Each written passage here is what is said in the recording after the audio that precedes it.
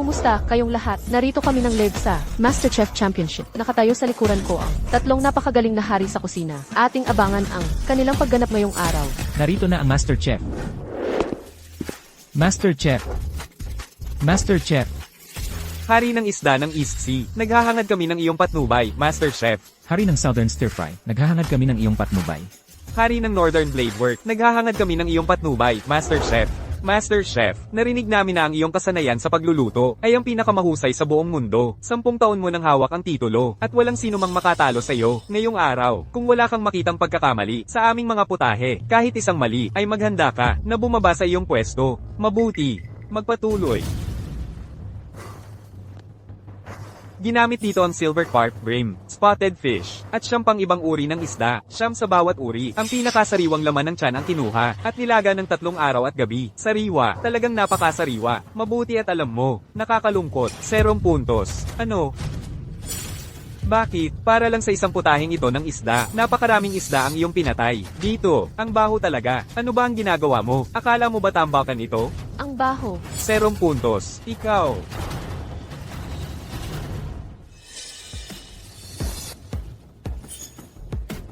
Golden fried rice. Ginamit dito ang dekalidad na abalone, at bird's nest, kinatas at hinimay. Ibinuhos sa kanin. Anong? Golden fried rice. Ngunit nakakalungkot. 0 puntos.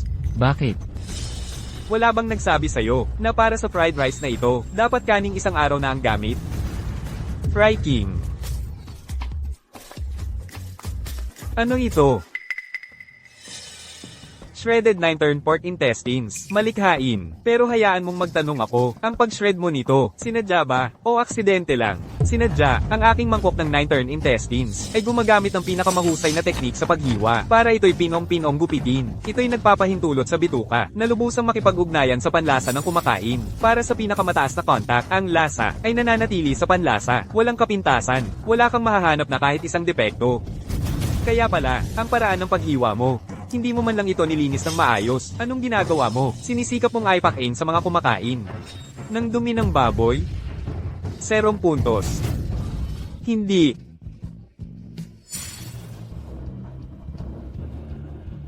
Chef God, Master, ang galing-galing mo. Isang grupo ng mga payaso na naghahanap ng atensyon. Ang alam lang nila ay magpasikat, walang respeto sa mga sangkap. Talagang nakakabigo. Umalis na tayo.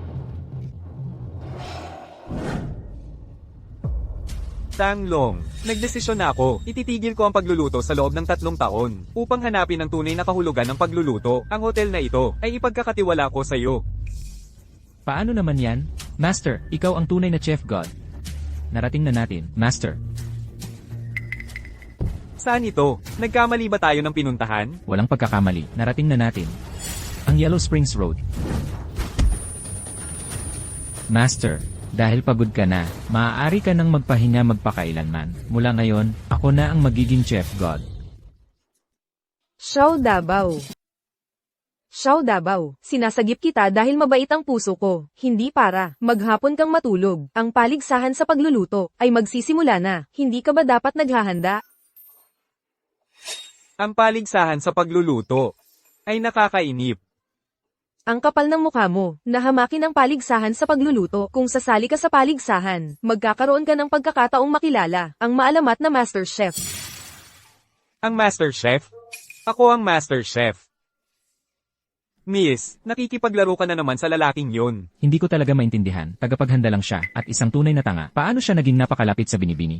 Hindi ba niya alam na ang binibini ay ang Senior Brothers, lihim na pag-ibig? Itong gago, sa Nansing lang nakatingin maghapon. Miss, bakit ka nakikipag-usap sa isang loser na tulad niya? Ang isang tulad niya ay hindi karapat-dapat sumali sa paligsahan sa pagluluto. Bakit hindi ako karapat-dapat? Sinasabi mong huwag akong pumunta, kaya siguradong pupunta ako. Isa kang pulubing walang tahanan. Kung hindi dahil sa binibini na naawa sa'yo, hindi ka nga karapat-dapat maghiwa ng gulay. Kung makakapasok ka talaga sa paligsahan sa pagluluto. Isusulat ko ang pangalan ko ng pabalik mula ngayon. Malas, bigla na lang, umalis si Assistant Wang. Sabi ng head chef, pipili siya ng isa, mula sa kusina, para sumali sa paligsahan sa pagluluto. Ano? Totoo. Ang paligsahan sa pagluluto ay magsisimula na. Kulang pa tayo ng isang kalahok. Sino ang magbo-volunteer? Dad, paano kung bigyan natin ng pagkakataon si Dabaw? Mabilis at mahusay magtrabaho. Si Dabaw, sigurado akong magiging maayos siya. Head chef, tagapaghanda lang siya. Imposibleng kaya niya yan. Gago, wala kang pakialam dito. Lumabas ka. Shing, sinasaktan niya ako. Ikaw, Tama na. Xiao Dabaw, subukan mong hiwain ang isang block ng tofu. Sige na.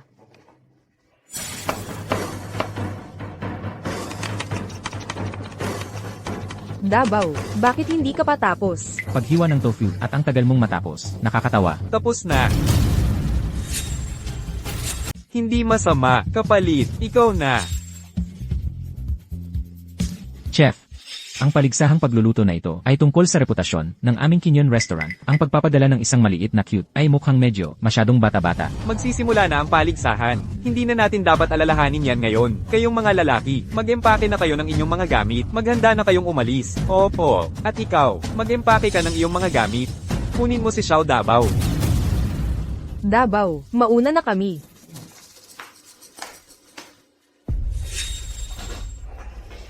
Aalis na ako. Huwag mong kalimutang patayin ang gas. Sige. Nasaan na ang sombrero ko?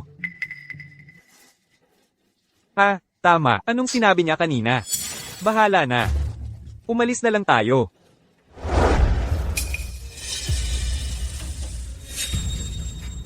Sandali lang. Hindi ka pa pwedeng umalis. Sabi ng chef, kailangan nating maghanda ng mga sangkap bago ang paligsahan. Kailangan mong tapusin ang paghahanda ng lahat ng mga sangkap na ito. Muna, saka ka na pwedeng umalis. Naiintindihan mo? Sige, magtatalop ako.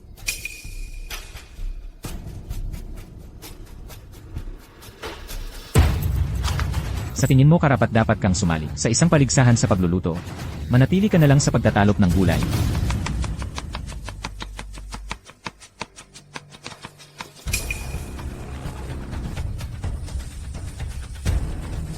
Anong amoy yun? Ang kakaiba.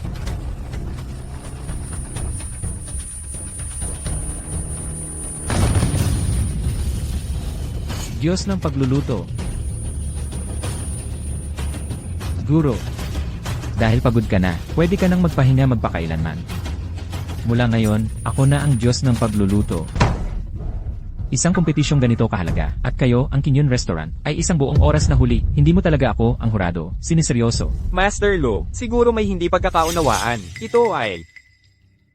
eksaktong alas 10. Eksakto sa oras kami. Eksakto sa oras. Ang kompetisyon ay nakaschedule ng alas 9. Inabisuhan ko ang lahat ng maaga. Hindi ba kayo nakatanggap ng abiso? Ang oras ng kompetisyon. Sino ang nag-abisong sa amin? Sa tingin ko, si Deputy Wang. Si Deputy Wang? Yao Kun. Senior, paano ka naging ganito kapabaya? Isang kompetisyong ganito kahalaga, at nahuli ka pa. Oh, tama. Ipakikilala ko sa'yo, ang isang chef na kakakuha ko lang. Chef Wong. Pasok ka.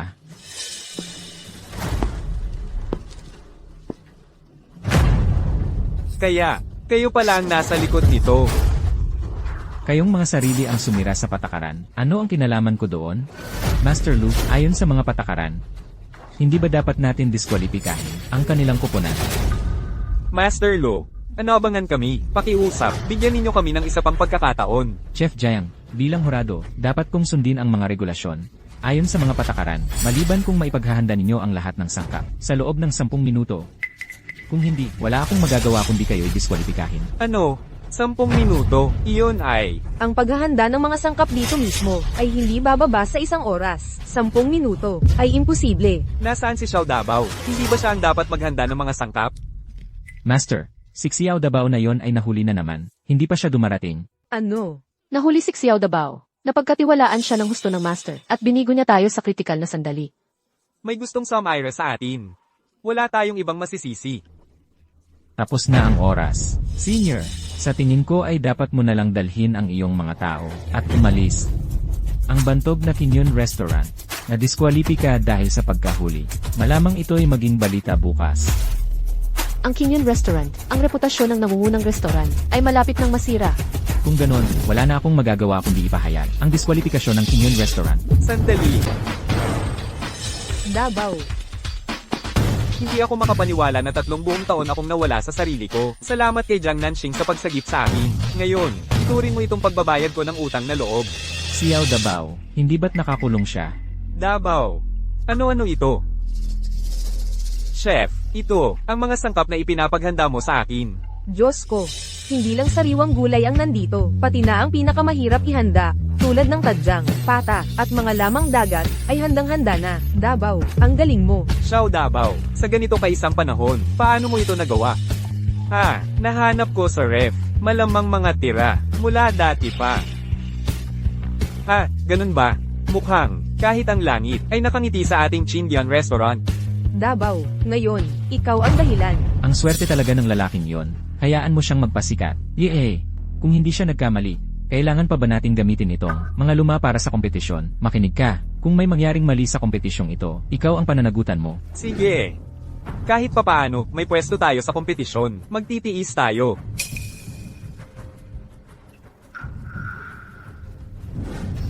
Sandali lang, ang mga hiwa na ito, ang kasariwaan nito. Anong problema, Dad? Wala. Ginoong Lo, handa na ang lahat ng sangkap. Maaari na tayong magsimula ngayon, tama ba? CJ, dahil handa na ang lahat ng sangkap, sa pamamagitan nito ay ipinahayag ko na ang Kinyon Restaurant ay maaaring magpatuloy sa kompetisyon. Sandali. Tutol ako. Chef Yao, may sasabihin ka pa ba? Kahit paano mo tingnan, ang Kinyon Restaurant ang unang lumabag sa patakaran. Hindi natin sila basta-basta mapapalampas. Ano ang mungkahi mo? Jen Guohao, nais kong ipusta mo ang titulo ng number 1 restaurant na minana ng Kinyon. Dito mismo, sa kulinaryang kompetisyong ito, harapin mo ako sa isang duelong nagtatakda ng karera. Ano? Isang duelong nagtatakda ng karera? Dad, ang dulong nagtatakda ng karera ay ang pinakamalupit na pusta sa mundo ng kompetisyong pagluluto. Ang talo ay dapat putulin ang isa sa kanyang mga braso at tuluyang umalis sa mundo ng pagluluto, hindi na muling magluluto. Huwag mong payagan ito. Yao Kun. Seryoso ka ba?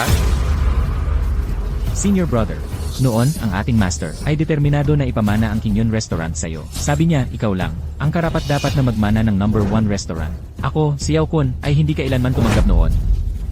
Ngayon, sa entablado ng duelong nagtatakda ng karera, papatunayan ko na ang magmamana ng pinakamataas na pwesto ay ako. Sige, kung ganoon, tapusin na natin ang ating mga lumang hidwaan, minsan at magpakailanman ngayong araw. CJ, ayos lang. Saksi na lang ako, ang kompetisyon na yung araw. Sa pagitan ng Kinyon Restaurant at Walong Restaurant, ay magiging isang pustahan para sa titulo ng pinakamagaling na restaurant. Isang labanan para ipatigil ang paggamit ng kutsilyo. Tay, tiyak na plano ito ni Yao Kun. Huwag mong payagan ito. Yamang may taong determinado na magplano laban sa atin. Wala nang pagtakas. Ang Chindian Restaurant ay ipinamana sa loob ng maraming henerasyon. Ang titulo ng pinakamagaling na restaurant ay hindi ko sisirain. Inihahayag ko, ang kompetisyong pangkusina, ang finals ng distrito ng Qingzhou ay opisyal nang magsisimula.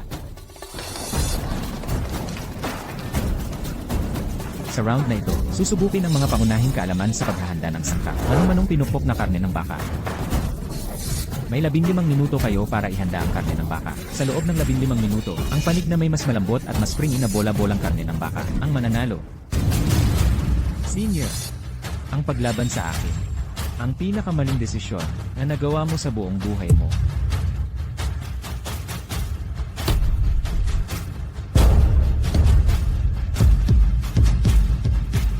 Si Niyo Xiong ng pamilyang Niyo ng Jinling. Nuke Sayong. Dating pambansang chef para sa Imperial Kitchen. Anak ni Master Niu. Ganoon ba kagaling talaga itong si Niyo Xiong? Ang ika-6 na henerasyong tagapagmana ng pamilyang Niyo ng Jinling. Ang pamilyang Niyo ng Jinling, kilala sa kanilang kamay na pinupukpok na bola-bola. Sa loob ng 5 henerasyon, sila ay pawang naging pambansang chef para sa Imperial Kitchen. Pagdating sa kabuuang kasanayan sa pagluluto, ang pamilyang Niyo ay hindi naman pambihira. Pero ang kanilang pamamaraan sa pagpupukpok ng bola-bola, sa buong bansang Great Xia, walang makakapantay sa kanila. Ay naku. Ang pinakamagaling nating chef ay ang panganay na apprentice natin. Pero ang pagpupukpok ng bola-bola, iyon ang sekretong pamana ng kanilang pamilya. Kahit ang panganay na apprentice natin ay baka hindi manalo. Ano naman kung pamana ng pamilya? Guro, ako na ang unang laban. Kumpiyansa akong matatalo ko siya. Ang panganay na apprentice ang pinakamagandang pagpipilian natin. Hindi. Ako na ang piliin, ako na ang papunta. Cute. Hindi pa natin naayos ang usapan tungkol sa pagkahuli mo kanina. Huwag ka nang magdagdag ng gulo dito. Sige. Para sa unang laban, si Davao ang lalaban. Ha? Ano? Siya talaga ang pinadala ng guro? Tagapaghanda lang siya ng sangkap. Isang tagapaghanda laban sa anak ng pambansang chef. Biro lang ito, di ba? Naiintindihan ko na. Ito siguro ang estratehiya ng guro na Giant J Horse Racing. Gamitin ang pinakamahinang kabayo laban sa pinakamagaling nila. Gamitin ang isang tagapaghanda na pangpuno para ma-eliminate ang kanilang pambansang chef. Para makapag-ipon ng lakas ang panganay na apprentice natin. Hoy. Tol. Ang lakas mo talaga. Isang maliit na cute. Sino ka? Ha? Ako? Ako ay ang tagapaghanda sa Chindian Restaurant. Isang maliit na tagapaghanda na cute? Nakakagalit ito. Kayong mga tao sa Chindian Restaurant ay talagang minamaliit kami. Jen Gohao, isang maliit na cute ang ipinadala mo para makipagkumpetensya. Ang Kinyon Restaurant na ito, ngayong nasa mga kamay mo na, talagang nasayang na. Siguraduhin mong matuturuan mo itong maliit na cute ng wastong leksyon. Gagawin kong mawalan sila ng lahat ng mukha. Davao, mag-ingat ka. Ha? Shing. Kung manalo ako, maaari bang bigyan mo ako ng pabuya? Tigilan mo ang kapulaitan. Kung kaya mong manalo, pangako ko sa'yo kahit ano. Talaga? Kung manalo ako mamaya, maaari bang bigyan mo ako ng halik? May lakas ka pa ng loob na maglandi? Bunso, gagawin kitang matalo ng husto. Katulad mo, kaya kung patumbahin ang 10 sa inyo sa isang hampas.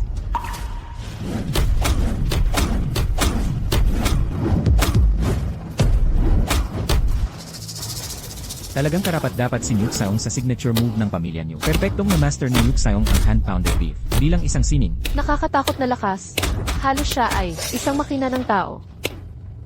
Ano ang ginagawa niya? Bakit wala siyang ginagawa? Ay nako, itong maliit na lalaki. Hindi naman siguro siya natakot ng todo. Dahil sa aura ni Nuke Sayong, di ba? Sabi ko sa iyo, wala siyang kwenta. Davao, ang hand-pounded beef, kailangan ng pamalo. Syempre, ano ang ginagawa mo?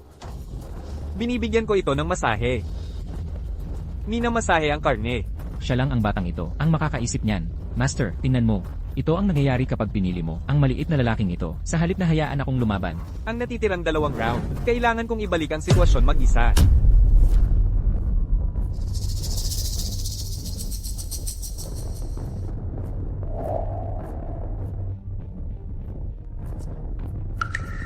CJ, ang round na ito, walang talagang hamon kahit ano.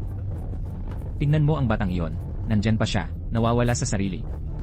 Xiao Dabao, ano ang ginagawa mo dyan sa taas?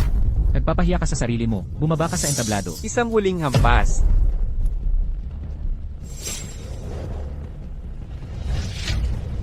Parang nagbago ang kanyang aura. Iyon ang internal energy. Anong nangyari? Ang laking kapangyarihan. Ang kapangyarihang ito, galing kaya yan sa maliit na yon? Panloob na lakas. Ito ang panloob na lakas. Ang pinakamataas na antas ng kamay ligis na bola-bola. Ang ruro, akala ko, alamat lang yon, parang ang gaan, at walang kahirap-hirap ng bawat hampas. Pero sa totoo lang, taglay nito, ang nakakatakot na kapangyarihan, ang bola-bolang ginawa sa ganitong paraan, ay sobrang elastic at chewy. Ang lambot at bouncy. Imposible. Ang bola-bola mo. Hindi pwedeng mas masarap kaysa sa akin. Hindi ka naniniwala sa akin, Dol? Kung gayon, bakit hindi mo subukan at sariling tingnan?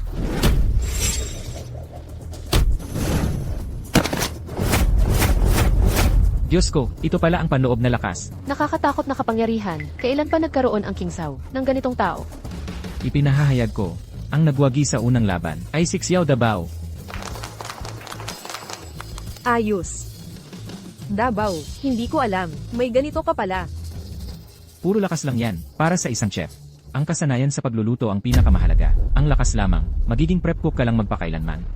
Tama si Kuya. Kung hindi, bakit kaya si Xiao Dabao? Prep cook pa rin hanggang ngayon? Nuke Sayong, ano ba ang nangyayari? Ako, hindi ko alam. Lakas loob. Ito ang pinakamataas na antas ng bola-bol ang karneng baka na hinambas ng kamay. Bukod sa aming ninunong tagapagtatag ng pamilyang Neo, wala pang nakakagawa nito. Maliban na lang kung ano? Maliban na lang kung naabot na niya ang antas ng isang Diyos ng pagluluto. Kung hindi, imposibleng matutunan ito.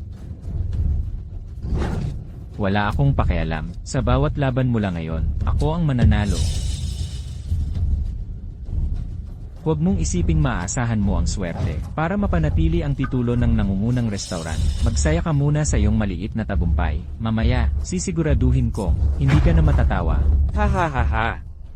Ipinahahayag ko na ang pangalawang hamon ay magsisimula na ngayon. Ang hamon ay paggigisa. Paggigisa ang pangalawang round, hindi ba yan ang espesyalidad ni Kuya? Alam ng lahat na pangunahin ang kasanayan ni Kuya sa pagkikisa. Panalo na siya rito. Ginoong Huang, ikaw na. Turuan mo silang hindi nila malilimutan.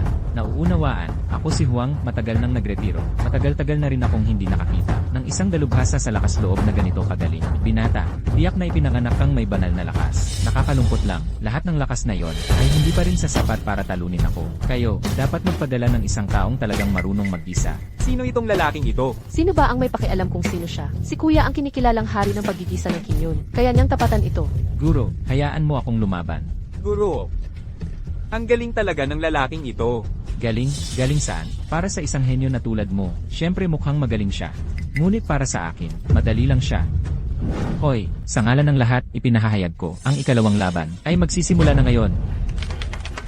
Sasabihin ko na lang sa'yo, ang putahing gagawin ko ngayon ay ang aking pangunahing diskarte. Ginisang alimango, ang payo ko sa'yo ay sumuko ka na lang ngayon. CJ, dahil alimango ang gagawin mo, gagawa ako ng peke o imitasyon na putahe ng alimango.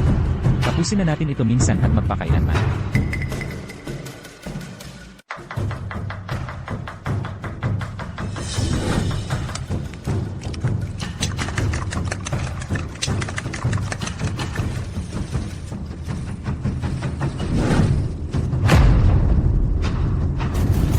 Gumagamit siya ng enerhiyang panloob upang pasiglahin ang apoy. Ang teknik na ito, bakit parang pamilyar ito? Puro palabas lang yan. Yellow wine. Naalala ko na, ang lalaking ito ay walang iba kundi ang halimaw ng apoy at ulap, Huang Leilei. Sino si Huang Leilei? Bakit hindi namin siya kilala noon? Itinakwil siya ng samahan ng mga chef, mga 10 taon na ang nakalilipas. Hindi nakakagulat na hindi nyo siya kilala, normal lang yan. Ang dahilan kung bakit siya itinakwil, ay dahil, nahumaling siya sa pagsusugal sa mga labanang pangkusina, at ang kanyang paraan ng pananalo ay lubhang kasuklam-suklam. Ang lalaking ito, ay may dalawang pangunahing kasanayan. Una, ang paggamit ng enerhiyang panloob upang pasiglahin ang apoy. Pangalawa, ang parmasyolohiya. Magaling siya sa pag-aaral ng putahe ng kalaban, at pagdaragdag ng mga sangkap na may magkakasalungat na katangiang panggamot. Ang isang putaheng niluto sa ganitong paraan, ay sisirain ang panlasa ng mga hurado. Kapag natikman ng isang hurado ang kanyang pagkain, hindi na nila kayang tanggapin ang pagkain ng iba, at lahat sila ay magbibigay ng mababang marka. Sa paggamit ng mga ganitong mababang taktika, gaano man kasarap ang putahe ng kalaban, matatalo pa rin sila. Kaya nga, binigyan siya ng mga tao ng palayaw na, Kailangan lang nating i-serve ang ulam, bago pa siya. wala nang saysay yan. Napakagaling niya sa pagkontrol ng apoy. Kapag nagigisa siya, marami siyang nilalagay na Shaoxing wine. Sa ganoong paraan, napapalakas nito ang apoy, at napapabilis ang pagluluto. Kahit gaano kagaling ng isang chef, hindi nila kayang pantayan ang bilis niya. Kung ganun, talagang matatalo si Songhee. Songhee, bilisin mo, pabilisin mo, dapat mauna kang mag-serve bago siya. Ayos lang, guro. Ang ulam kong ito ay tungkol sa pagpapalasa ng husto. Okay lang na mauna siya. Sa round na ito, panalo na ako. Tapos na akong maggisa. Mga hurado, tikman niyo po. CJ, Huwag ninyong kainin yan. Chef Jiang, ano ba ang ginagawa mo? Ang panghihimasok sa laban ay magiging dahilan ng iyong diskwalifikasyon. Elder Luo, huwag po ninyong kainin yan. Bakit hindi? Posible bang ang kanyang ulam ay may lason? Eksakto. Si Chef Huang ay isang iginagalang na veterano sa mundo ng pagluluto. Tiyak, hindi niya lalason ang pagkain. Kahit na ano pa, talagang hindi ninyo pwedeng kainin ito. Paano kung, hintayin muna nating matapos ang apprentice ko, at saka tayo mag-usap? Lene, senior brother, sa isang kompetisyon ng paggigisa. Ang unang na-serve, unang natitikman, yan ang patakaran. Ano, ang inyong Kinyon restaurant ay hindi matanggap ang pagkatalo. Mas mabilis siyang nagluto. Bakit pa siya maghihintay sa inyo? Kaya hindi kayang matalo ng inyong Kinyon restaurant. Ayos lang, guro. Alam ninyo ang galing ni Songhee. Hayaan mo silang mauna. Tama. Sino naman ang nagsabing hindi kayang matalo ng Qingdian restaurant? Hayaan mo siyang mauna. Mabuti. Ang sarap ng putahing imitation crab. Malambot, sariwa, at makinis. Ang sarap talaga. Ay nako. Huwag kang mag-alala, Master. Ano ba ang saysay ng pagiging mabilis? Ang lasa ang mahalaga. Hindi ako naniniwala. Isang putahing peking alimango. Paano ito makakatalo sa akin? Tunay na alimango. CJ. Master Lu. Subukan mo ito. Sige, susubukan ko. Hindi maganda. Hindi natin pwedeng hayaan ang hurado na kumain ng alimango ni Songhee. Sa ganoon, magkakabisa ang droga. Maliban sa alimango ni Huang Leilei, wala nang ibang makakakain ng kanila. Ang mga laban natin pagkatapos nito, tiyak na matatalo tayo. Huwag. Itay. Matanda, asikasuhin mo ang sarili mong mga gawain. Bilisin mo, pigilan siya.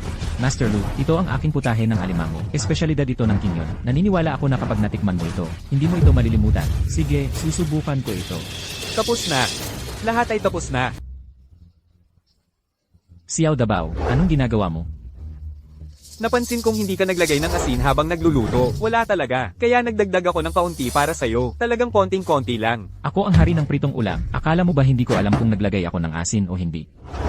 Sinira mo ang buong putahe ko. Sira. Hala, konti lang naman yun. Okay lang yan. Pwede pa rin kainin. Ang dami ng asin na inilagay niya. Makakain pa ba yan? Talagang hindi makakain. Ang tanga naman niya. Sadyang naninira lang siya.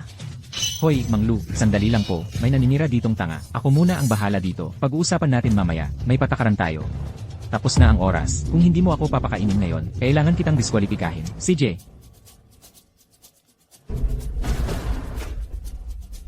Ang pritong alimango mo ay ang bango, pero ang alat naman ng lasa. Pasensya na, ipinapahayag ko na ang round na ito ay mapupunta sa Hualong Restaurant. Ikaw talaga. Hay nako, ikaw talaga. Panalo na sana ako. Sadyang ginawa ito ni Xiao Dabao. Siguradong panalo na sana. Kasalanan lahat ito ni Xiao Dabao. Isang bulok na prutas, sisirain ang buong basket. Hala, ano ba? Pa, anong gagawin natin? Kumain si Mang Lu ng alimango. Ibig sabihin ba nito'y epektibo na ang lason ni Huang Leilei? Gumagana na ba? Hindi. Sa totoo lang, sino mang kumain ng putahe ni Huang Leilei ay dapat mawala ng pang-amoy at panlasa. Pero hindi nangyari kay Mang Lu.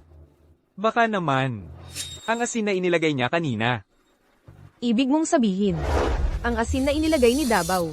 Ang kakaiba naman, mukhang alam ng munting yan. Tanging asin lang ang makakasira sa putahe kong peke na alimango. Ayos lang, nandyan pa naman ang pangatlong round. Malaki ang pinaghirapan ko para sa laban ngayon. Malaki ang pinaghirapan ko para sa laban ngayon. Dahil nandito siya. Siguradong mananalo ako sa laban na ito. Sa pamamagitan nito, ipinahahayag ko na ang huling round ay magsisimula na ngayon. Ang round na ito ay pagsasama-sama ng koponan. Bawat panig ay pipili ng dalawang tao para magtulungan sa paggawa ng isang putahe. Para sa paligsahan, Chef Yao, maaari mo nang piliin ang iyong koponan ngayon. Ang aming panig ay kailangan lang magpadala ng isang tao.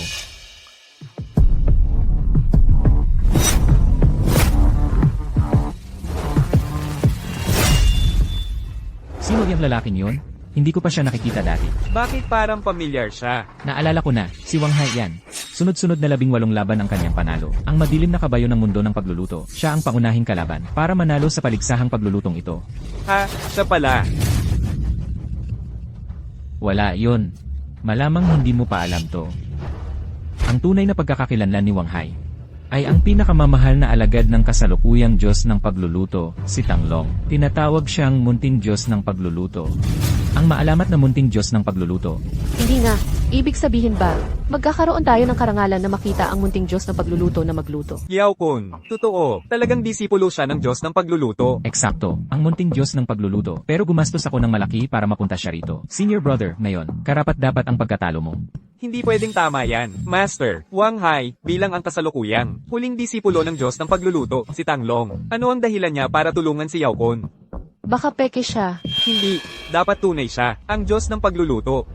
Kilala ang kanyang reputasyon sa buong mundo. Walang maglalakas loob na magpanggap na siya, isang disipulo ng Diyos ng pagluluto. Disipulo lang siya ng Diyos ng pagluluto, di ba? Ano bang ikinayayabang niya? Kahit ang Diyos ng pagluluto mismo ang lumabas ngayon, hahamonin ko pa rin siya sa isang laban. Magpakita ng respeto.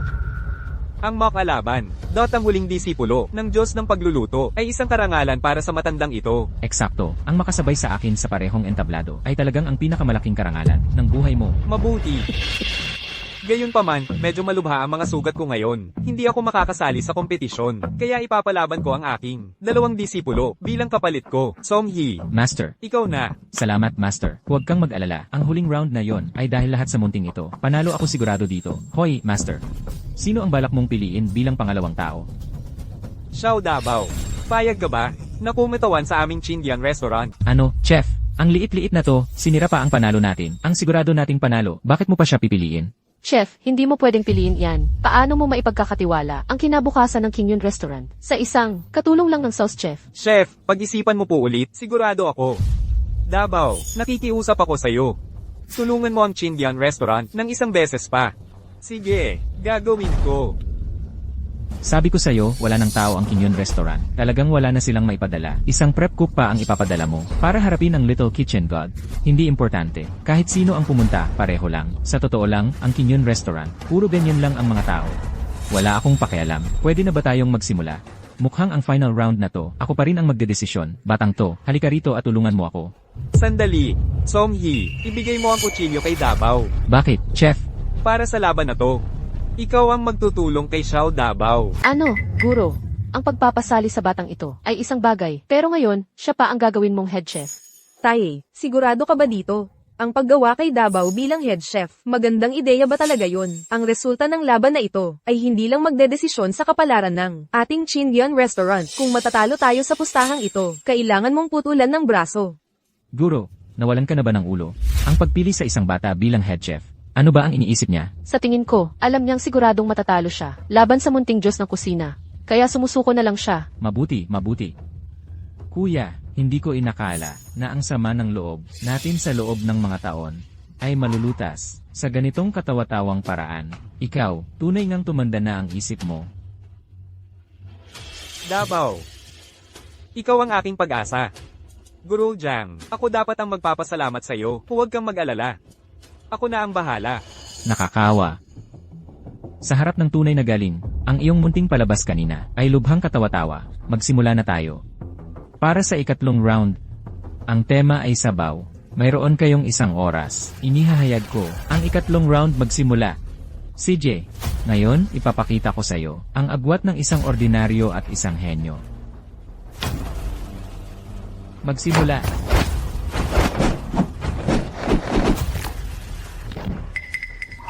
Yan ang trademark move ng Diyos ng kusina. Ganap na buo, hiniwalay ang mga buto ng manok mula sa laman. Ang galing. Ito na, ang antas ng isang alagad ng Diyos ng pagluluto. Posible pa ba yon para sa isang tao? Akala ko, ang pamamaraan ng aming pamilyang Niyo sa paghahanda ng baka, ang pinakadulo na ng kagalingan. Hindi ko inaasahan. Nasa harap ng kamay na pumupunit ng litid at nagpapalinsad ng buto, ang aking mga bola-bol ang karneng baka, ay parang gawa ng isang batang estudyante. Ah, munting Diyos ng pagluluto, karapat-dapat ang iyong reputasyon. Hindi lang natatangi ang iyong pamamaraan. Ang putahin ito ay tunay na makalangit.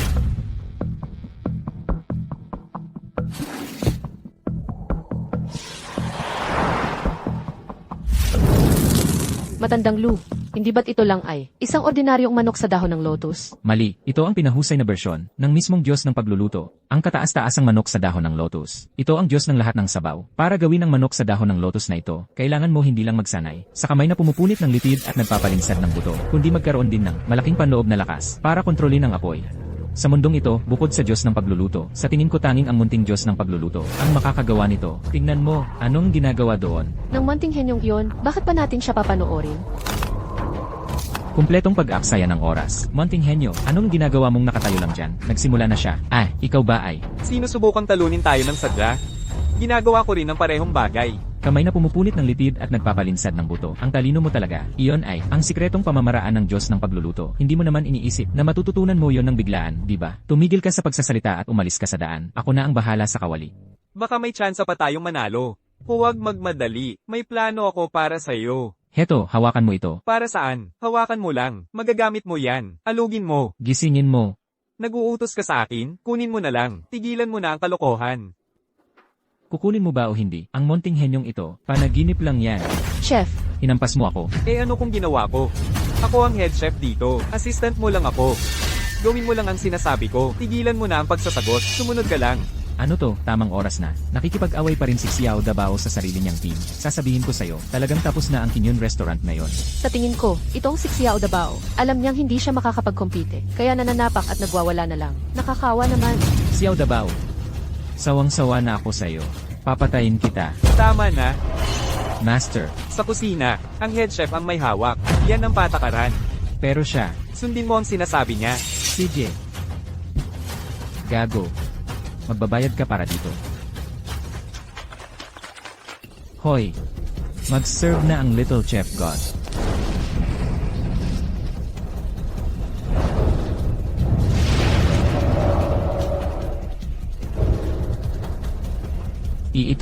Ito ang maalamat na pangyayari. Ang pagsamba ng 100 ibon sa Phoenix. 100 ibon na nagpupugay sa Phoenix. Sabi nila, ang fenomenong ito ay lumalabas lamang kapag isinilang ang maalamat na sabaw ng manok na antas immortal. Kapag isinilang ang maalamat na sabaw ng manok na antas immortal. Diyos ko, para masaksihan ang maalamat na 100 ibon na nagpupugay sa Phoenix. Kumpleto na ang buhay ko.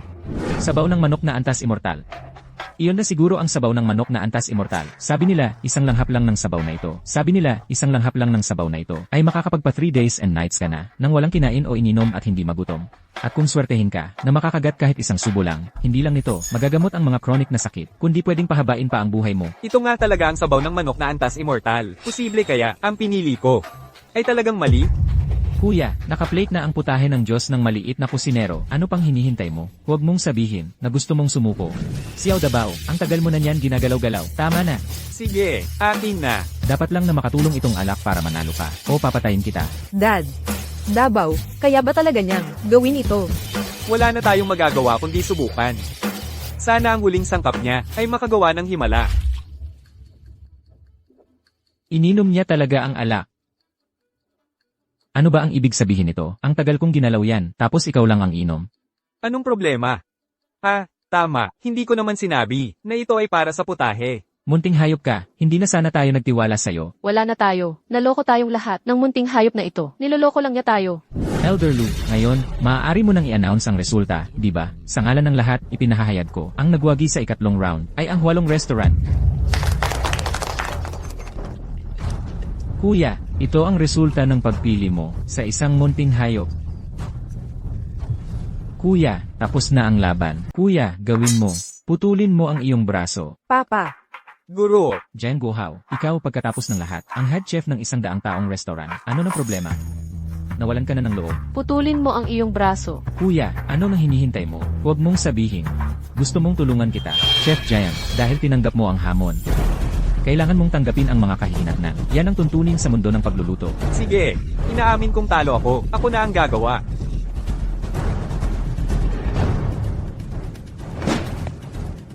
Davao, Chef Jam. Hindi pa tapos. Huwag kang magmadali.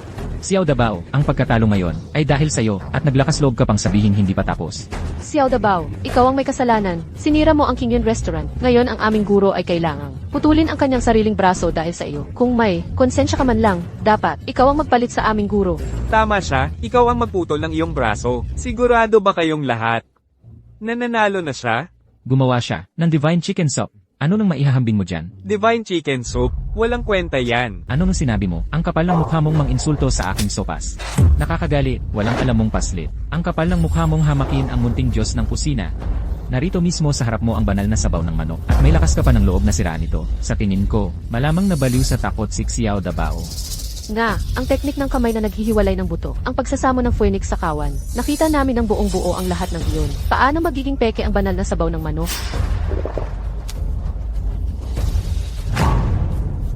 Kamay na naghihiwalay ng buto. Nakita mo na ba ang tunay na kamay na naghihiwalay ng buto? Ang tunay na kamay na naghihiwalay ng buto ay hindi inaalis ang mga buto ng manok. Sa halip, gumagamit ito ng panloob na enerhiya para durugin ang mga buto para sa sabaw. Alam mo, ang mga buto ang esensya. Kalokohan.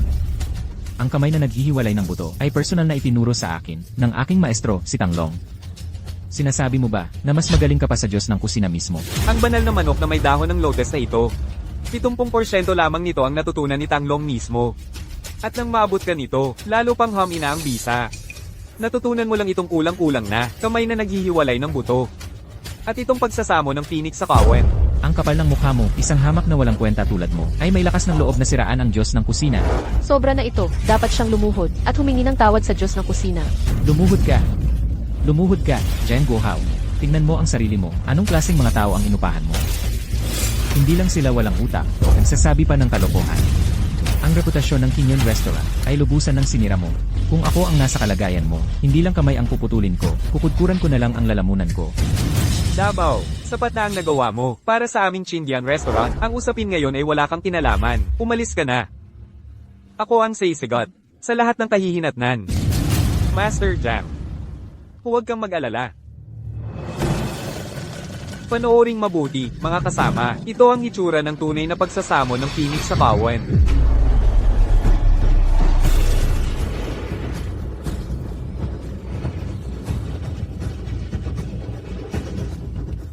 Ngayon, yan ang nakakamangha.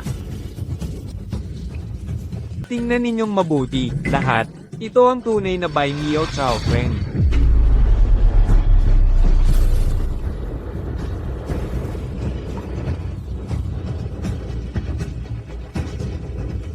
Wow! Ang galing! Ilang dekada na akong hurado. At ngayon ko lang talaga nakita ang isang pambihirang bagay. Bai Miao Chao Feng. Ito na ang tunay. Hindi, ito ang pinakamataas na anyo ng Bai Niao Chao Feng. Feng Huang Niepan. Ngayon ko lang naunawaan. Sa buong kasaysayan, isang tao lang ang nakahigit kay Tanglong sa paggawa ng sabaw. Isang tao lang sa buong kasaysayan. Iyon ang alamat na biglang nawala 3 taon na ang nakalipas. Ang alamat na biglang nawala 3 taon na ang nakalipas. Ang Diyos ng pagluluto, si Xiao Lian. Ang Diyos ng pagluluto, si Xiao Lian. Ang Diyos ng pagluluto, si Xiao Lian. Naku, na-offend ko pa ang isang tao. Mas alamat pa kay Tanglong ang Diyos ng pagluluto. Hindi ako makapaniwala na nasaktan ko ang Diyos ng kusina, si Xiao Lian. Dapat alam ko na. Ang paggamit ng panloob na enerhiya sa ganoong antas. Ang Diyos ng kusina lang, si Xiao Lian. Sino pa ba ang pwedeng maging siya? Ako pa ang naglakas loob na hamanin ang Diyos ng kusina kanina. At nabigyan pa ng karangalan na matalo niya. Ito ay isang pagkakataong dumarating lang minsan sa buhay. Kailangan kong samantalahin ang pagkakataong ito para maging estudyante ng Diyos ng kusina. Diyos ng kusina, Ginoo, gusto ko. Diyos ng kusina, Ginoo. Pakisama mo ako bilang iyong estudyante. Matagal na kitang hinahangaan. Ang cute talaga. Mas mabilis pa siyang lumuhad kaysa sa akin. Umalis ka dyan. Diyos ng kusina, Ginoo, kunin mo akong estudyante. Diyos ng kusina, Ginoo, matalino ako, ako na lang. Kaya kung magsipag. Tama na, Xiao Lian. Akala mo ang galing-galing mo. Ikaw ay wala lang naman kundi ang natalo ko. Kalaban ng aking guro na si Tanglong. Pagdating sa kasanayan sa pagluluto, malayo ka sa kanya. Kung hindi lang dahil noong taong iyon, nang ako'y tambangan niya, ni Tanglong. Makakarating kaya siya sa kanyang kinaroroonan ngayon? Sa kanyang mga baguhan na kasanayan, hindi siya aabot sa kanyang kinaroroonan ngayon kahit 100 taon pa. Kalokohan, sinabi ko na sa aking guro. Malapit na siyang dumating. Wang Hai. Alam ng lahat sa mundo ng pagluluto, sino ang hindi nakakaalam, na ang iyong guro na si Tanglong ay gumamit lang ng pangalan ng Diyos ng kusina, para umakyat sa ranggo ng bagong Diyos ng kusina. Pinapayuhan kitang huwag magtaguyod ng kasamaan. Sino ang nangahas na sabihin ang aking estudyante, si Tanglong? Sino ang may lakas ng loob na manayra ng aking alagad? Siya ang Panginoong kusinero, si Tanglong. Hindi ako makapaniwala. Ngayon, sinak Xiao Lian at Tanglong. Parehong nandito ang mga Panginoong kusinero. Magbabago na ang mundo ng pagluluto. Dabaw, nandito si Tanglong para sa'yo. Mag-ingat ka. Guro, narito ka na rin. Si Xiao Lian ito, ginagamit niya ang pangalan mo. Ikaw ang tunay na Panginoong kusinero. Mabuti, ikaw nga ang karapat-dapat kong alagad. Wang Hai. Sa tuntunin ng pagiging nakatatanda, ako ang iyong nuno sa pagtuturo. Ngunit ikaw at si Tanglong ay nagtaksil sa inyong guro. Wala kayong hiya. Xiao Lian, tapos na ang panahon mo. Hindi ka nakarapat-dapat maging Panginoong kusinero. Narito ako ngayon upang hamanin ka, Xiao Lian. May lakas ka ba ng loob na tanggapin ang aking duelo ng kutsilyo? Ngayon, lulutasin natin kung sino ang mas magaling. At lulutasin ang mga usapin ng buhay at kamatayan. Hindi ko inaasahan ito. Hinahamon mo pala ako ng patas. Bakit hindi mo gamitin ang iyong karaniwang pandaraya? Sige, tinatanggap ko ang iyong hamon. Ano? Magkakaroon ng duelo ng kutsilyo ang dalawang Panginoong kusinero. Ito ay pang 100 taong pangyayari. Ginoong Lo, kailangan kitang abalahing maging saksi muli. Hahaha. Magaling, ang maging karangalan na masaksihan ang laban ng dalawang Panginoon ay isang pribilehyo para sa akin. Ipinahahayag ko. Tanglong, Xiao Lian. Ang hamon ay tinanggap. Ang duelo ng kutsilyo. CJ, dahil pareho kayong may titulong Culinary Master, at ang hangad ninyo ay maabot ang tuktok ng mundo ng pagluluto. Para sa labanang ito, laktawan na natin ang mga komplikadong patakaran. Ang paligsahang ito ay walang mga paghihigpit. Bawat isa sa inyo ay gagawa ng isang putahe. Lahat ng narito ang magiging hurado. At sila ang magpapasya sa resulta. Wala akong tutol. Wala rin akong tutol. Kung gayon, maaari na kayong magsimula. Xiao Lian, ganyan ka pa ring walang muwang tulad ng 3 taon na ang nakalipas. Nang subukan kitang patayin, hindi namin nakita ang iyong katawan. Alam ko noon, nababalik ka. Kaya nitong 3 taon, hinanap ko ang pinakamahusay na mga sangkap, lahat. Para sa sandaling ito, sino ang mag-aakala? Ikaw ay direktang papasok sa aking bitag. Ano yang amoy? Ang bango. Ang galing. Walang iba kundi isang pagkaing pambansa. At hindi lang iisang amoy. Ang daming bihira at mamahaling sangkap na pinagsasama-sama. Mahirap isipin kung gaano kasarap ang sabaw na ito. Dad, handa si Tanglong. Paano siya matatalo ni Davao? Mukhang mahirap. Malamang matatalo siya. Naririnig mo ba yan? Diyos ko, sabaw ba talaga ito? Wow! Ang sarap, talagang napakasarap. Diyos ko, hindi pa ako nakakatikim ng sabaw na ganito kasarap. Ang galing, talagang kahanga-hanga. Ang ganda ng itsura, ang bango, at ang sarap, talagang primera klase. Davao, paano mo ito haharapin? Paano mo ito haharapin? Shaolian, sumuko ka na, hindi mo pa rin ako gaanong kilala. Ako, si Tanglong, hindi ako sumasabak ng walang paghahanda. Ang mga sangkap ko ang pinakamahusay sa buong mundo. Ang sa iyo ay bulok na gulay lang. Kahit anong gawin mo, hindi mo ako matatalo. Ahahaha. Ang pinakamahusay sa buong mundo?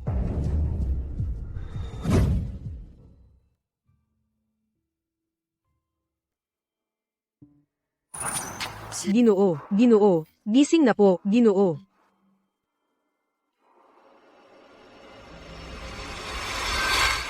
Gutom. Gutom na ako. Anong gagawin natin? Kakaraan lang ng pista. Ngayon lang tayo nagbukas. Tira-tira lang ang nasa kusina. Gutom. Sige, lulutuan kita.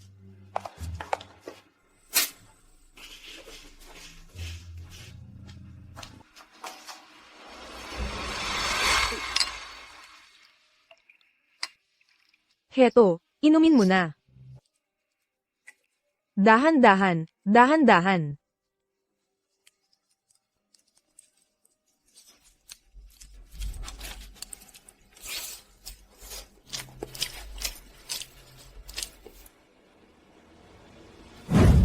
Naiintindihan ko na.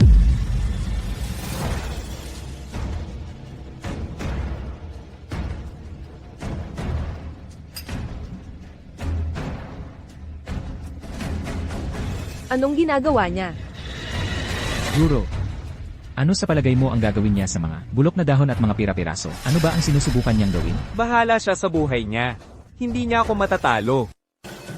Xiao, ito po ang inyong ulam. Tama po. Sopas ng perlas, jade, at puting bato. Anong sopas ng perlas, jade, at puting bato? Wala lang yan kundi kaning baboy na gawa sa bulok na gulay. Shaolian, ikaw pa ang nagpapakilalang Diyosa ng pagluluto? Ito ang isisilbi mo sa mga tao? Davao, ang sopas mo, parang walang kwenta. Karaniwan lang ang lasa. Sigurado ka bang, iyan ang gagamitin mong panlaban sa pambansang Buddha jumps over the wall ni Tanglong? Oo, ako nga. Sige, desisyon mo yan. Mauna na ako. Ang galing. Talaga? Tikman ko nga.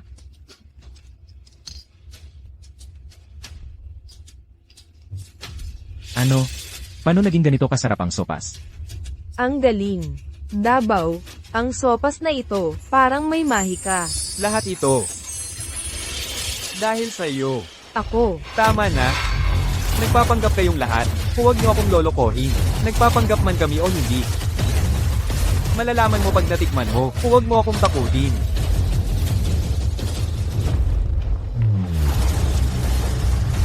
Ang lasa. Ang lasa. Paano mo ito ginawa? Sa puso. Imposible. Ang pambansang Buddha jumps over the wall ko. Paano matatalo sa isang mangkok na kaning lamig na to? Hindi. Natalo ako. Talagang natalo ako. Ikaw na ang bahala sa sarili mo. Kaya ang tunay na diwa ng pagluluto ay isang tapat na puso sa pagkain. Nahanap ko na ang pinakadulong sikreto ng kusinero. Nagbalik na ang Diyos ng pagluluto.